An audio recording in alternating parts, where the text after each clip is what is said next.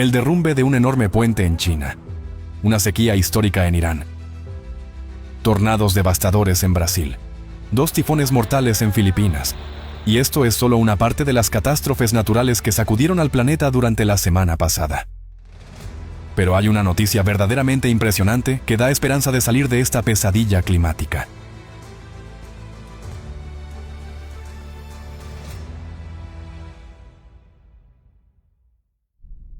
Brasil.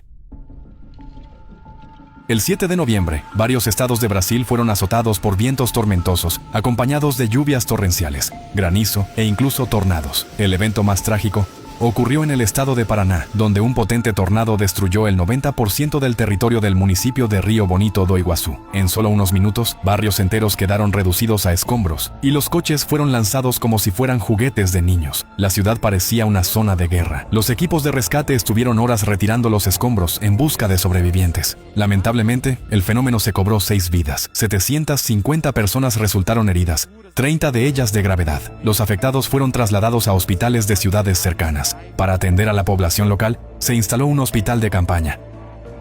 Al menos 1000 personas se quedaron sin hogar. En las localidades vecinas se habilitaron refugios temporales para los desplazados. El municipio quedó destruido, pero la gente no perdió la esperanza. Algunos ayudaban a sus vecinos y otros simplemente se alegraban de seguir vivos. De las ciudades cercanas empezó a llegar ayuda. Voluntarios y residentes trabajaron juntos para despejar las calles y recoger los escombros. Uno de los afectados dijo: "El viento se llevó todo, excepto la voluntad de vivir". El tornado devastador que golpeó la ciudad de Río Bonito do Iguazú se convirtió en uno de los más potentes del planeta este año, y en el más trágico de la historia moderna de Brasil. A partir del análisis de la magnitud de los daños, los especialistas lo clasificaron como un tornado de categoría EF4, con vientos de entre 250 y 300 kilómetros por hora. El análisis del terreno y las imágenes de radar confirmaron que otros 3 tornados se formaron en el estado vecino de Santa Catarina, donde causaron daños significativos en 3 municipios. La tormenta provocó fuertes lluvias en la zona central y norte del estado de Río Grande do Sul. En algunas áreas, la cantidad de precipitaciones en un solo día alcanzó los 150 milímetros, superando los valores mensuales. En Porto Alegre, la capital del estado, las ráfagas de viento que alcanzaban los 107 kilómetros por hora derribaron árboles. La caída de uno de ellos en el municipio de Rolante causó la muerte de un joven. Alrededor de 800.000 habitantes se quedaron sin electricidad. En la región de Serra Gaúcha, numerosos deslizamientos de tierra dificultaron el tráfico y causaron daños materiales. En el municipio de Caxias do Sul, un derrumbe dañó una vivienda y 4 vehículos. Afortunadamente, nadie resultó herido. Y en el estado de Paraná, la destrucción fue tan extensa que al menos 14 ciudades declararon el estado de emergencia.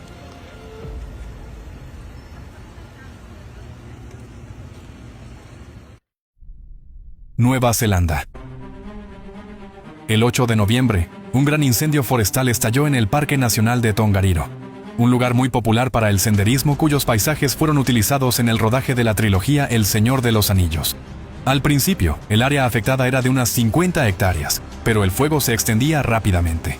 Según testigos, las llamas alcanzaban los 30 metros de altura y se prolongaban casi 4 kilómetros, destruyendo en su camino la vegetación subalpina. Decenas de turistas tuvieron que ser evacuados de emergencia en helicópteros. Según los visitantes, poco antes de la llegada de los rescatistas, el aire estaba cubierto de humo y caía ceniza del cielo.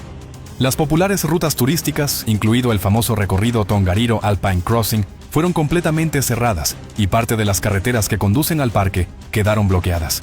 Para extinguir el incendio, además de los equipos terrestres, se utilizaron aviones y helicópteros. Durante la noche, las labores tuvieron que ser suspendidas temporalmente debido al difícil relieve montañoso y al peligro para los bomberos. 2 días después, gracias a las lluvias torrenciales que comenzaron, el fuego pudo ser contenido. El desastre natural destruyó aproximadamente 2.800 hectáreas del parque. Los ecólogos señalan que la recuperación de las zonas quemadas podría tardar años, ya que la flora y la fauna alpinas locales son extremadamente vulnerables a los incendios. Canadá. Una inusual tormenta de nieve temprana azotó el sureste de Canadá el 9 de noviembre. En la provincia de Quebec, durante la noche, cayeron localmente hasta 35 centímetros de nieve. Las zonas más afectadas fueron la región de Montérégie y la ciudad de Montreal. Las ramas caídas dañaron las líneas eléctricas, dejando sin suministro a casi 400,000 usuarios. Las carreteras se volvieron resbaladizas, lo que provocó accidentes graves. Los servicios municipales tuvieron que limpiar alrededor de 10,000 kilómetros de calles y aceras. En el sur de la provincia de Ontario, en la ciudad más grande del país, Toronto, cayeron casi 10 centímetros de nieve, y en Hamilton hasta 16. Una nevada tan temprana no se veía aquí desde hacía más de 50 años. Normalmente, la primera nevada de esta magnitud ocurre recién en diciembre. La policía de la provincia de Ontario registró cientos de accidentes de tráfico en un solo día. Estados Unidos. Una tormenta invernal también azotó a Estados Unidos, trayendo consigo frío ártico y fuertes nevadas. En el medio oeste y en la región de los Grandes Lagos, entre el 9 y el 10 de noviembre cayeron hasta 30 centímetros de nieve. Alrededor de la ciudad de Chicago, las carreteras quedaron bloqueadas, paralizando por completo el tráfico. Las nevadas se extendieron por los estados de Michigan, Indiana, Ohio, Pensilvania y Nueva York.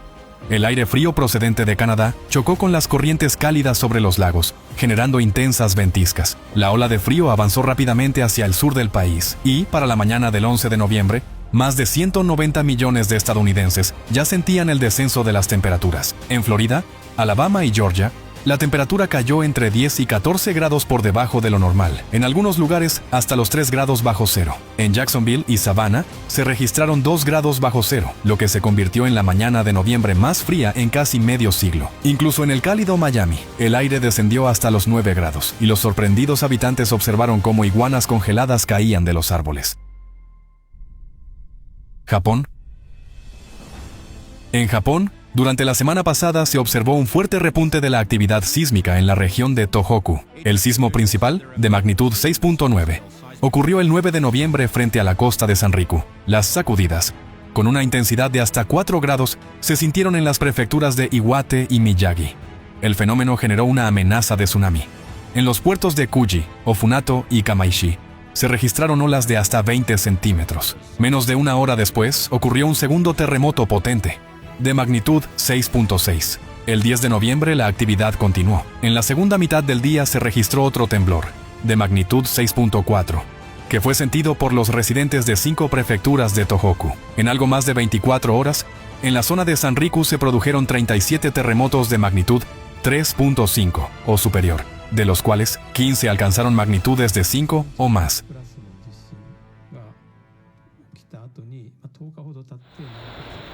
Tifón Kalma-Egi. Los habitantes de Filipinas aún no habían logrado recuperarse del potente terremoto de magnitud 6.9 y de la serie de tifones anteriores, cuando un nuevo golpe de la naturaleza volvió a sacudir al país. El 4 de noviembre, el tifón Kalma-Egi azotó la provincia de Cebú, trayendo consigo lluvias torrenciales, deslizamientos de tierra e inundaciones catastróficas. En la ciudad de Toledo cayeron en un solo día hasta 428 milímetros de lluvia, más de 3 veces la norma mensual. La mayoría de las infraestructuras hidráulicas de la región están diseñadas para resistir un máximo de 5 metros de agua, y las más sólidas, hasta 10, pero el tifón trajo 12 metros, más de lo que podían soportar las estructuras existentes. Como resultado, el agua descendió desde las montañas hacia las zonas residenciales. En algunos lugares, su nivel superó los 3 metros, inundando barrios completos, y algunas zonas pobres con viviendas precarias fueron completamente arrasadas por las poderosas corrientes. Los habitantes comentaban que habían vivido tifones antes, pero que Kalma-Egi era distinto, demasiado fuerte. Cuando el agua retrocedió, se hicieron evidentes las dimensiones de la devastación. La gente retiraba gruesas capas de lodo y escombros, intentando encontrar algo que pudiera recuperarse. Una semana después del paso del tifón, muchas zonas de Cebú seguían sin suministro de agua. Los principales acueductos y pozos artesianos habían resultado dañados, y los trabajos de reparación avanzaban lentamente debido a las infraestructuras colapsadas. Aunque Kalma-Egi no fue el tifón más fuerte en cuanto a velocidad del viento, su desplazamiento lento y la cantidad descomunal de agua lo convirtieron en mortal. Según las autoridades, la mayoría de las víctimas murieron ahogadas. En Filipinas, 232 personas perdieron la vida, 112 permanecen desaparecidas y otras 532 resultaron heridas. Después, el tifón Kalma-Egi continuó su trayectoria hacia Vietnam, país que también se encontraba aún en fase de recuperación tras las destructivas inundaciones de la semana anterior. El 6 de noviembre, con vientos de hasta 183 kilómetros por hora. El desastre golpeó las provincias de Dak Lak y Gia Lai. En solo 6 horas cayeron localmente más de 350 milímetros de lluvia. Los fuertes vientos derribaron árboles, destruyeron muros de edificios y dejaron sin electricidad a millones de personas. El tifón dañó casi 30.000 viviendas, de las cuales 320 quedaron completamente destruidas. En la provincia de Gia Lai, más de 300.000 personas fueron evacuadas, lo que se convirtió en la mayor operación de este tipo en la historia de la región. Según las autoridades, gracias a estas medidas preventivas, se logró evitar un número masivo de víctimas, aunque el desastre aún así se cobró 5 vidas y 3 personas permanecen desaparecidas.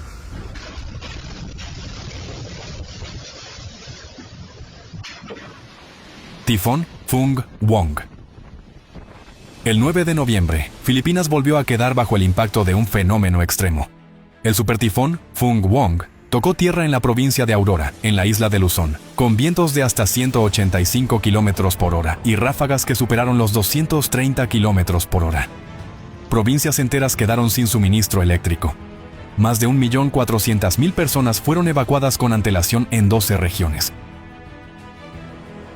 Las consecuencias fueron devastadoras. Solo el sector agrícola del país sufrió daños por aproximadamente $2,4 millones. El cultivo de arroz fue el más afectado. Más de 130 aldeas quedaron bajo el agua, y los habitantes, sorprendidos por el rápido aumento del nivel de los ríos, se vieron obligados a buscar refugio en los tejados de sus casas. Cerca de 900 escuelas públicas resultaron dañadas. El transporte se vio gravemente interrumpido. Se cancelaron más de 300 vuelos nacionales y más de 60 internacionales. Y miles de pasajeros quedaron varados en los puertos marítimos debido a la suspensión del tráfico de embarcaciones. Lamentablemente, las inundaciones y los deslizamientos de tierra se cobraron la vida de 25 personas. Irán. Irán atraviesa una de las crisis hídricas más graves de su historia. Los embalses que abastecen a Teherán, una ciudad de 10 millones de habitantes, están a menos del 10% de su capacidad. Y los principales reservorios, incluido Karak, prácticamente se han secado. Se puede caminar por su lecho a pie. De octubre a noviembre, cayeron en el país solo 2,3 milímetros de lluvia, un 81% por debajo de la norma. La crisis se ha vuelto especialmente aguda en las últimas semanas, aunque Irán lleva ya 6 años enfrentándose a la sequía. El Ministerio de Energía ya ha advertido: si en las próximas semanas no llueve, será necesario racionar el suministro de agua y, de ser necesario, incluso cortarlo por completo durante la noche en todo el país. El presidente incluso mencionó una posible evacuación parcial de la capital. Según la Organización Meteorológica de Irán, la sequía está relacionada principalmente con el fortalecimiento de alta presión subtropical, un sistema atmosférico que suele ser activo en verano, pero que este año persistió hasta finales del otoño y bloqueó la llegada de frentes lluviosos. Condiciones similares se observan en Irak, Siria y Turquía.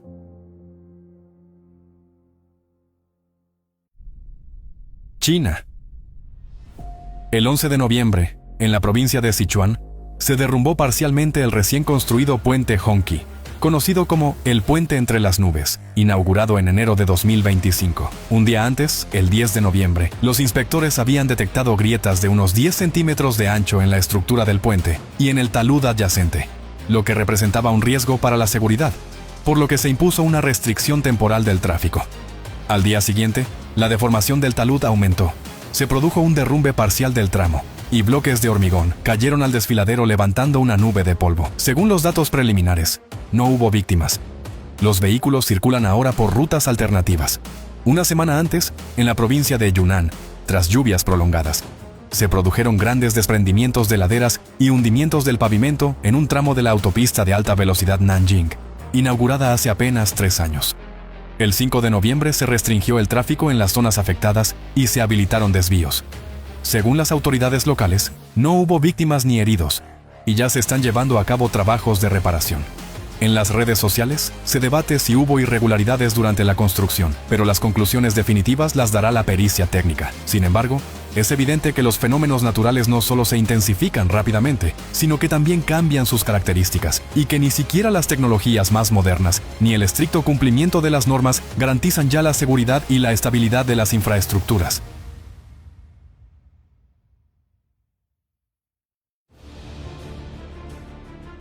Es evidente que el aumento de las catástrofes naturales requiere un estudio interdisciplinario integral.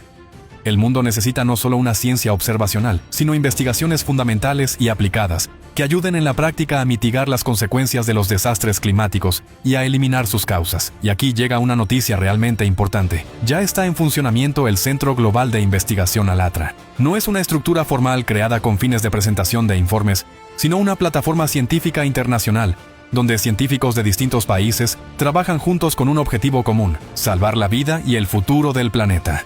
No hay patrocinadores ni presión política, solo ciencia y cooperación voluntaria. Este enfoque permite realizar un análisis honesto de lo que realmente está ocurriendo con el clima.